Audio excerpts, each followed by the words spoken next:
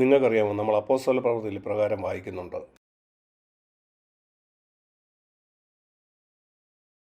17-ാം അധ്യായം. അവിടെ ഒരു പ്രത്യേക പദപ്രയോഗമുണ്ട്. അഥേനയിൽ പൗലോസ് അവിടെയുള്ള ആളുകളോട് സംസാരിക്കുകയാണ്. ഗ്രീസിൻ്റെ തലസ്ഥാനമാണ് അഥേനിയ. പൗലോസ് അവിടെ സുവിശേഷം പറയാനായിട്ട് പോയാണ്. അഥേനയിലുള്ള ആളുകൾ വളരെ തത്വജ്ഞാനികളും അവർ പല കാര്യങ്ങളും പലരിൽ നിന്നും കേട്ടിട്ടുള്ളവരുമാണ്. ഇവിടെ അഥേനയിലുള്ള ആളുകളെ പറ്റി പൗലോസ് പറയുന്ന ഒരു പ്രത്യേക പദപ്രയോഗമുണ്ട്. അത് കാണുന്നത് അപ്പോസ്തല പ്രവൃത്തി 17-21 വാക്യത്തിലാണ്. അഥേനയിൽ പാർക്കുന്ന എല്ലാവരും, അതുപോലെ അവിടെ വന്നു പാർക്കുന്ന പരദേശികളും, അവരുടെ മുഴുവൻ സമയവും അവർ ചെലവിട്ടുകൊണ്ടിരുന്നത് എന്തെങ്കിലും പുതിയ കാര്യം പറയാനോ കേൾക്കാനോ വേണ്ടിയാണ്. അവർ മുമ്പ് കേട്ടിട്ടുള്ള ഒരു കാര്യവും കേൾക്കാനോ പറയാനോ അവർക്ക് താല്പര്യമില്ല. ഇത് അഥേനക്കാരുടെ ഒരു സ്വഭാവമാണ്, പുതിയ എന്തെങ്കിലും കാര്യം കേൾക്കാനുള്ള താല്പര്യം. ആ കാര്യത്തിൽ എന്തെങ്കിലും ചെയ്യാനല്ല, അതിന് കാരണം ഇത്രയേ ഉള്ളൂ, അവർ മുമ്പ് കേട്ടിട്ടില്ലാത്ത ഒരു കാര്യം കേൾക്കാനായിട്ടുള്ളൊരു താല്പര്യം. ഞാൻ ഒത്തിരി ക്രിസ്ത്യാനികളെ നോക്കുമ്പോഴും പ്രസംഗകരായ ക്രിസ്ത്യാനികളെ നോക്കുമ്പോഴും അവർ പലരും ഇതിനടിമകളാണെന്ന് ഞാൻ മനസ്സിലാക്കുന്നു. എന്തെങ്കിലും പുതിയത് പറയാനുള്ള താല്പര്യം. മുമ്പ് പറഞ്ഞ ഒരു കാര്യം പിന്നെയും പ്രസംഗിക്കാൻ അവർക്ക് താല്പര്യമില്ല. അതിൻ്റെ ഫലമെന്താണെന്ന് നിങ്ങൾക്കറിയാമോ? ഉദാഹരണത്തിന് നിങ്ങൾ ഇങ്ങനെയൊന്ന് ചിന്തിച്ചു നോക്കിക്കേ. 1-ാം ക്ലാസ്സിൽ പഠിപ്പിക്കുന്ന ഒരു സാറ് ഗുണനം പഠിപ്പിക്കാനായിട്ട് ഒരു ക്ലാസ് മാത്രമേ നടത്തത്തോളം തീരുമാനിച്ചു. ഓക്കെ, 45 മിനിറ്റ് ഞാൻ ഗുണം പഠിപ്പിക്കും, കഴിഞ്ഞു. നാളെ അവനൊരു പുതിയ പാഠം പഠിപ്പിക്കുന്നു. അങ്ങനെയെങ്കിൽ എത്ര കുട്ടികൾക്ക് ഗുണം മനസ്സിലാവും? പഠിപ്പിക്കുന്നതിൻ്റെ രഹസ്യം അത് കിൻഡർ ഗാർഡനോ 1-ാം ക്ലാസ്സോ അതുപോലെ തന്നെ അത് PhD ആയിക്കോട്ടെ, അത് പിന്നെയും പഠിപ്പിക്കുന്നതാണ്. നമ്മൾ പഠിച്ചിട്ടുള്ള എല്ലാ കാര്യവും പഠിച്ചത് ഇങ്ങനെ തന്നെയാണ്. അതൊരു പക്ഷേ പിയാനോ വായിക്കുന്നതായിരിക്കാം, അല്ലെങ്കിൽ പാട്ട് പാടാനായിരിക്കാം പഠിച്ചത്, അല്ലെങ്കിൽ കണക്കോ അതുപോലുള്ള ഏത് കാര്യവും. എന്നാൽ നമ്മൾ ക്രിസ്തീയ വിഷയത്തിലേക്ക് വരുമ്പോൾ നമുക്ക് പലപ്പോഴും മനസ്സിലാകുന്നില്ല എന്തുകൊണ്ടാണ് നമ്മുടെ ക്രിസ്തീയ ജീവിതത്തിന് ഒരു ആഴമില്ലാതിരിക്കുന്നതെന്ന്. കാരണം ഒരേ കാര്യം പിന്നെയും കേൾക്കാൻ നമുക്ക് താല്പര്യമില്ല. ഇതുകൊണ്ട് തന്നെയാണ് പലരും വേദപുസ്തകം പോലും വായിക്കാത്തത്. ഞാനിത് എത്ര പ്രാവശ്യം വായിച്ചാൽ? ഞാനൊരു കാര്യം സത്യസന്ധമായിട്ട് പറയാം, ഞാൻ കണക്ക് വെച്ചിട്ടില്ല ഈ വേദപുസ്തകം എത്ര പ്രാവശ്യം ഞാൻ ഇതുവരെ വായിച്ചു കഴിഞ്ഞെന്ന്. 63 കൊല്ലം മുമ്പാണ് ഇത് വായിക്കാൻ തുടങ്ങി. ഞാൻ ഇപ്പോഴും ഇത് വായിച്ചുകൊണ്ടിരിക്കുന്നു, ഒരു ദിവസം പോലും വിടാതെ. ഞാൻ പറയട്ടെ, എല്ലാ ദിവസവും എനിക്ക് എന്തെങ്കിലും പുതുതായിട്ട് കിട്ടുന്നു.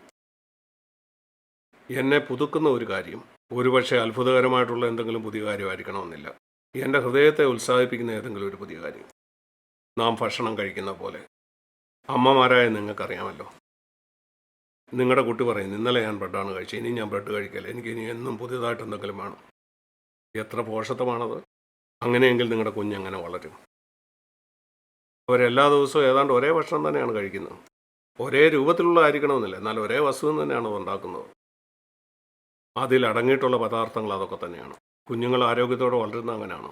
ഇതെല്ലാം നമ്മളെ പഠിപ്പിക്കുന്ന കാര്യം എന്താണ്? നമ്മുടെ ജീവിതത്തിൽ ഒരേ കാര്യം നമുക്ക് പല പ്രാവശ്യം ആവശ്യമായിട്ട് വരും. എന്നാൽ ഈ അഥേനക്കാരങ്ങനെ ആയിരുന്നില്ല.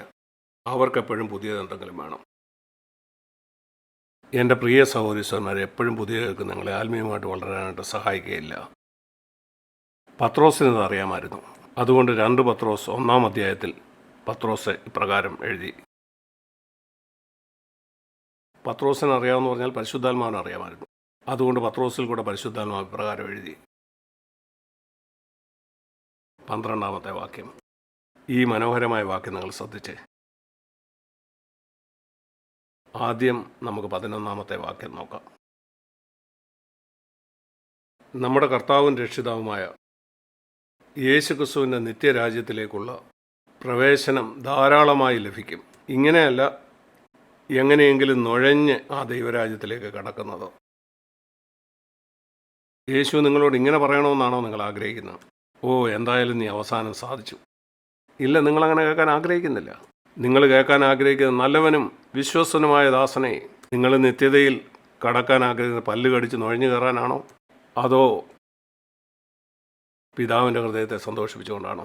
ഇവിടെ പറയുന്ന ആ പദപ്രയോഗം എന്താ? നിത്യരാജ്യത്തിലേക്കുള്ള പ്രവേശനം എങ്ങനെ പ്രാപിക്കണമെന്ന് അവിടെ പറയുന്നത്? ധാരാളമായി എന്ന് പറഞ്ഞാൽ നീ നുഴഞ്ഞു കയറിയെന്നല്ല.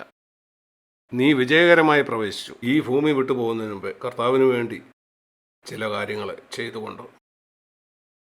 ഞാൻ എല്ലാ ഞായറാഴ്ചയും പള്ളിയിൽ പോകുന്നവനാണെന്നുള്ള പ്രശംസയല്ല, അതിനെ അല്ല ഇവിടെ പറയുന്നത്, ഒരിക്കലുമല്ല. ഭൂതങ്ങളും പള്ളിയിൽ പോകാറുണ്ട്. അതുകൊണ്ടെന്താ? നല്ല സഭയാണെങ്കിൽ എല്ലാ ഞായറാഴ്ച അവിടെ ഭൂതങ്ങൾ കാണും. അതുകൊണ്ട് സഭയിൽ പോകുന്നതല്ല പ്രധാന കാര്യം. അതുകൊണ്ട് അവനിവിടെ പറയുന്ന സ്വർഗരാജ്യത്തിലേക്കുള്ള ഈ ധാരാളമായ പ്രവേശനം നിങ്ങൾക്കുണ്ടാകണമെങ്കിൽ ഇവിടെ ഇരിക്കുന്ന നിങ്ങൾക്കെല്ലാം അത് ഉണ്ടാകണമെന്നാണ് എൻ്റെ ആഗ്രഹം. ഇവിടെ ഇരിക്കുന്നവർക്ക് മാത്രമല്ല, ഞാൻ പ്രസംഗിച്ചിട്ടുള്ള എല്ലാ സഭയിലും അവിടെയുള്ള എല്ലാ സഹോദരന്മാരും ഈ ധാരാളമായിട്ടുള്ള പ്രവേശനം പ്രാപിക്കണം. ദൈവം നിങ്ങൾ ഓരോരുത്തരോടും പറയണം, നല്ലവനും വിശ്വസനുമായ ദാസനെ. അത് ഒത്തിരി പേരെ സഭയിലേക്ക് കൊണ്ടുവന്നതുകൊണ്ടല്ല, അത് നിങ്ങളുടെ വിളിയാണ്. ഒരു സുവിശേഷകന് പലരെയും സഭയിൽ കൊണ്ടുവരാൻ കഴിയും. നാം ഓരോരുത്തരും അവൻ്റെ ശരീരത്തിലെ അവയവമാണ്. ശരീരത്തിലെ വ്യത്യസ്തമായ അവയവങ്ങൾക്ക് വ്യത്യസ്തമായ ജോലികളാണ്. നീ ഒരുപക്ഷെ ഒരു സുവിശേഷകനായിരിക്കില്ല, അതുകൊണ്ട് നിനക്ക് പലരെയും സഭയിലേക്ക് കൊണ്ടുവരാൻ കഴിഞ്ഞില്ലെന്ന് വരാം. നിന്റെ ശുശ്രൂഷ ഒരുപക്ഷെ രഹസ്യമായിട്ട് പ്രാർത്ഥിക്കുന്നതാകാം. ആരും അതറിയില്ല. യേശു വരുന്നത് വരെ ആരും നിന്നെ അറിഞ്ഞില്ലെന്ന് വരും. അന്ന് അത് വെളിപ്പെടും, നിന്റെ പ്രാർത്ഥനയിൽ കൂടെ ദൈവം എന്താ ചെയ്തെന്ന്. ഈ ഭൂമിയിൽ നിനക്കൊരു മാനവും കിട്ടിയില്ലെങ്കിൽ. ഇവിടെ നമ്മൾ വായിച്ച സ്വർഗരാജ്യത്തിലേക്കുള്ള ഈ ധാരാളമായിട്ടുള്ള പ്രവേശനം നമ്മൾക്ക് കിട്ടേണ്ടതിന് താൻ എന്തു ചെയ്യുന്നു എന്ന് പറയുന്നു. 12-ാം വാക്യം, നിങ്ങൾ അറിഞ്ഞതും ലഭിച്ചതുമായ സത്യം ഞാൻ എപ്പോഴും നിങ്ങളെ ഓർപ്പിപ്പാൻ ഒരുങ്ങിയിരിക്കുന്നു. നിങ്ങൾ എന്നിൽ നിന്ന് പഠിച്ച അതേ സന്ദേശം ഞാൻ പിന്നെയും നിങ്ങളെ ഓർപ്പിപ്പാൻ ഒരുങ്ങിയിരിക്കുന്നു. ആ സത്യത്തെ നിങ്ങൾ ഉറച്ചു നിൽക്കുന്നവരാണെങ്കിലും അത് പിന്നെയും നിങ്ങളെ ഓർപ്പിപ്പാനായിട്ട് ഞാൻ ഒരുങ്ങിയിരിക്കുന്നു. ശരിയാണ്, നിങ്ങളതിൽ ഉറച്ചു നിൽക്കുന്നുണ്ട്, എങ്കിലും ഞാനത് നിങ്ങളെ ഓർപ്പിക്കുന്നതിന് കാരണം ഈ സ്വർഗരാജ്യത്തിലേക്കുള്ള പ്രവേശനം നിങ്ങൾ ധാരാളമായി പ്രാപിക്കേണ്ടതിനാണ്. അതുകൊണ്ട് ഈ കാര്യം നിങ്ങളെ പിന്നെയും പിന്നെയും ഓർപ്പിക്കേണ്ട ആവശ്യമുണ്ട്.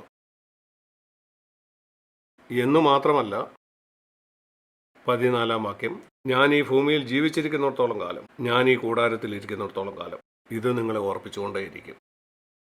ഒരിക്കലും ഞാൻ നിർത്തില്ല. ഇവിടെയും അവൻ അവസാനിപ്പിക്കുന്നില്ല. എൻ്റെ നിര്യാണ ശേഷവും പത്രോസ് പറയാണ്, ഞാൻ മരിച്ച് ഈ ഭൂമിയിൽ നിന്ന് പോയാലും, 15-ാം വാക്യത്തിൽ പറയുകയാണ്, ഞാനിത് ഉറപ്പുവരുത്തും, നിങ്ങൾ പിന്നെ ഇത് ഓർത്തിരിക്കുന്നതെന്ന്. അതുകൊണ്ടാണ് പത്രോസ് ഈ ലേഖനം അവർക്ക് എഴുതിയത്. 12-ാം വാക്യം മുതൽ 15-ാം വാക്യം വരെ വായിക്കുമ്പോൾ പത്രോസിൻ്റെ ആ ദാഹം നിങ്ങൾക്ക് കാണാം. പൗലോസ് പറയാണ്, ഞാനിത് നിങ്ങളെ പഠിപ്പിച്ചു കഴിഞ്ഞു, ഞാൻ പിന്നെയും പറയുകയാണ്, ജീവിച്ചിരിക്കുന്ന കാലത്തോളം ഞാൻ പറയും, ഞാൻ മരിച്ചു പോയി കഴിഞ്ഞാലും നിങ്ങളിത് പിന്നെയും പിന്നെ ഓർക്കണമെന്ന് ഞാൻ ആഗ്രഹിക്കുന്നു, ഞാൻ എഴുതിയത് വായിച്ചിട്ട്. അതുകൊണ്ട് ദയവായിട്ട് ഓർത്തിരിക്കുക.